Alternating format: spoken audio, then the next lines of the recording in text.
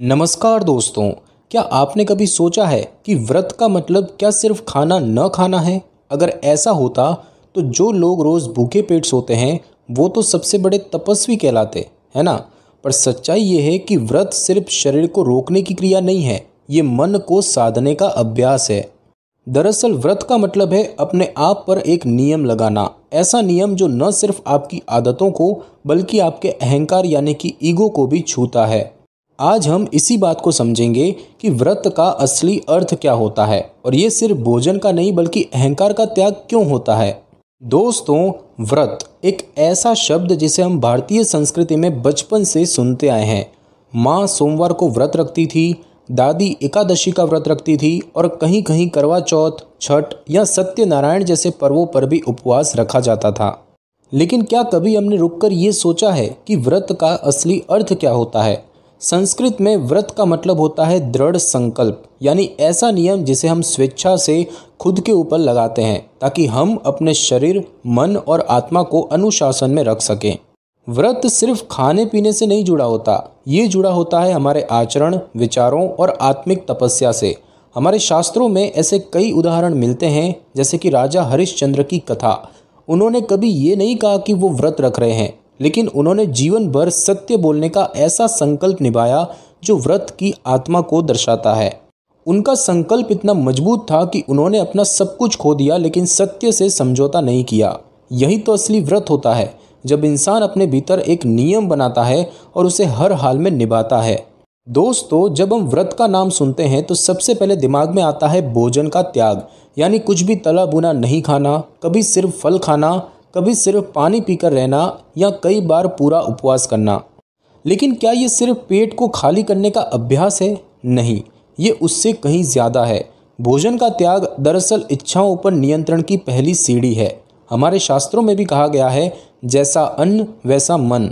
मतलब अगर हम अनकंट्रोल तरीके से खा रहे हैं तो हमारा मन भी उतना ही अस्थिर और भटका हुआ रहेगा। जब हम उपवास करते हैं तो ना केवल शरीर को विश्राम मिलता है बल्कि हमारा मन भी शांत होता है और उस शांति में हम खुद से जुड़ने लगते हैं। सोचिए, जब आप भूख को कॉन्शियसली ऑब्जर्व करते हैं और फिर भी खुद को रोक लेते हैं तो क्या आप सिर्फ भोजन छोड़ रहे होते हैं या आप अपने अंदर की बेचैनी, चंचलता और लालच को चुनौती दे रहे होते हैं? यही है भोजन त्याग की गहराई, एक ऐसा अभ्यास जो शरीर से शुरू होता है लेकिन आत्मा तक पहुंचता है। दोस्तों, जब हम व्रत रखते हैं तो अक्सर कहते हैं कि मैं आज व्रत पर हूँ, मैं फल ही खा रहा हूँ, मैं इतना कठिन व्रत कर रहा हूँ। लेकिन दोस्तों ध्यान दीजिए, इन सभी वाक्यों में सबसे ज़्यादा कौन सा शब्द आ रहा है? मैं। और यही तो ईगो है, जब व्रत एक साधना नहीं बल्कि स्वयं को साबित करने का माध्यम बन जाता है। असली व्रत वो नहीं होता जो दिखाने के लिए रखा जाए, बल्कि वो होता है जो अंदर की आवाज़ से उठे और भीतर ही निभे। व्रत सिर्फ खाने का त्याग नहीं है, ये उस मैं का भी त्याग है जो हमें बार बार ये जताता है कि मैं खास हूँ, मैं कुछ अलग कर रहा हूँ, मैं दूसरों से बेहतर हूँ। ईगो कई रूपों में आता है, घमंड के रूप में, क्रोध के रूप में, दूसरों को नीचा दिखाने की भावना के रूप में। जब आप व्रत करते हैं तो असली तपस्या तब शुरू होती है जब आप इन भावनाओं को पहचानते हैं और उन्हें छोड़ने का प्रयास करते हैं। उदाहरण के लिए, अगर आप बिना खाए गुस्सा हो जाते हैं, चिड़चिड़ा व्यवहार करते हैं, दूसरों से बहस करते हैं, तो ये सिर्फ पेट का उपवास है, मन और वाणी का नहीं। असली व्रत तो तब है जब आप न केवल खाने से दूर रहते हैं बल्कि उस अहम यानी ईगो से भी दूरी बना लेते हैं जो आपको दूसरों से ऊपर रखता है। और जब ईगो शांत होता है तब आत्मा बोलने लगती है। दोस्तों, व्रत का सबसे कठिन हिस्सा क्या होता है? सिर्फ खाना छोड़ना नहीं, उस खाने की याद को झेलना। जब रसोई से कुछ पकने की खुशबू आती है, जब टीवी पर आपकी पसंदीदा डिश का विज्ञापन आता है, जब आपके पास कोई आकर कहता है कि अरे बस थोड़ा खा लो, उस वक्त जो मन में उथल पुथल होती है वही असली परीक्षा है और यही है आंतरिक संघर्ष। और ये सिर्फ भूख तक सीमित नहीं होता। कई बार हम व्रत रखते हैं पर अंदर से चिड़चिड़े हो जाते हैं, किसी पर गुस्सा आ जाता है, कोई छोटी सी बात हमें विचलित कर देती है। व्रत की असली तपस्या तब होती है जब आप उस भीतर उठती चाह, बेचैनी और गुस्से को शांति और जागरूकता के साथ देखने लगते हैं। ये वो क्षण होते हैं जब हम सिर्फ भोजन नहीं बल्कि अपने मन के दोषों को भी पहचानने लगते हैं और धीरे धीरे व्रत एक दिखावा नहीं बल्कि भीतर की साधना बन जाता है। इसीलिए व्रत के दौरान जो संघर्ष होता है वो कमजोरी नहीं बल्कि विकास का संकेत है। दोस्तों, आज के दौर में व्रत रखना एक आम बात है, खासकर त्योहारों के समय या किसी विशेष दिन। लेकिन आज व्रत का रूप थोड़ा बदल गया है। कई बार हम ऑफिस में काम करते हुए व्रत रखते हैं और साथ में लगातार गुस्सा भी हो रहे होते हैं।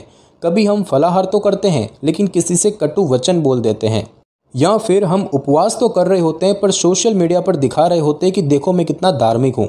ये सब शायद शरीर से व्रत हो लेकिन मन और व्यवहार से नहीं।